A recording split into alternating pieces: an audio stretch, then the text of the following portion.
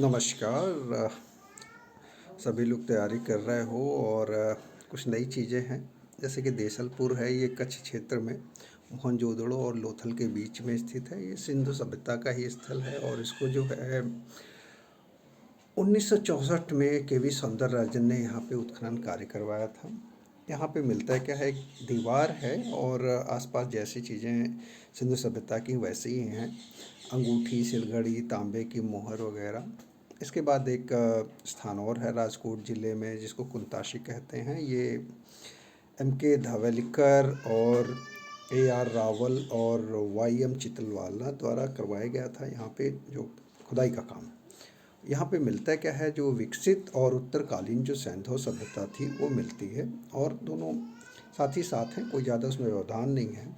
यहाँ पे बंदरगाह, व्यापारिक केंद्र और जो लाइट क्या बोलते हैं, प्रकाश स्तंभ जो समुद्रों में होते हैं वो सारे, और बाकी मिट्टी के खिलौने वगैरह मन के सारे मिलते हैं। और एक मकान मिला था जहाँ पे सिलखड़ी के जो छोटे छोटे हजारों छोटे मनके मिले थे, अंगूठियाँ मिली थी। और कहा जाता है कि हड़प्पा कालीन जो सभ्यता की एक बड़ी रिहाइश यही है। उसके बाद आता है रोजदी, ये गुजरात के सौराष्ट्र में है और यहाँ पे भी वही चीज़ें हैं। और बस्ती के चारों ओर जो यहाँ पे पत्थर की दीवार, सुरक्षा दीवार बनी हुई थी और यहाँ पे हाथी के अवशेष मिलते हैं।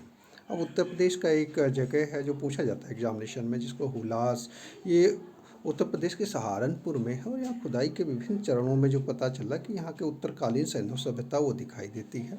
यहाँ पे भी वही मिट्टी के मनके, चूड़ियाँ, ये सारी चीज़ें, और सैंधव लिपि वाला एक ठप्पा भी मिला है। इस वजह से थोड़ा सा इम्पोर्टेंट हो जाता है।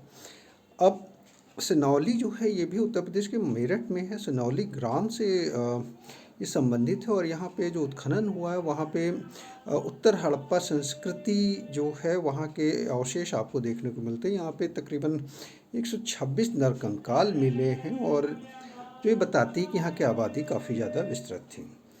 और गुर्रियों के हाल, वही मनके के हार और स्वर्ण आभूषण, ये सारी चीज़ें। और एंथ्रोपोमॉर्फिक फिगर्स मतलब कि मानव समाकृतियाँ जो हैं वो मिली हैं और ये हड़प्पा संस्कृति की विशेषताएं हैं।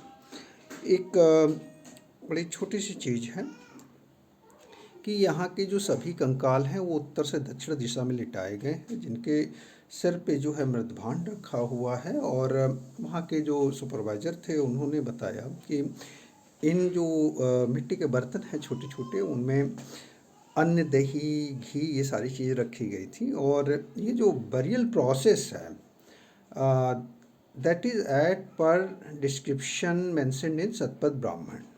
तो ये छोटी सी चीज़ें हैं और अगर आप देखोगे, पढ़ोगे तो ये इसको आपको ऐड कहाँ करना है। जो आपने हड़प्पा की जो सभ्यताएं हैं उनको पढ़ लिया है तो ये जो 4-5 चीज़ें आपको बताई इनको ऐड कर लीजिए।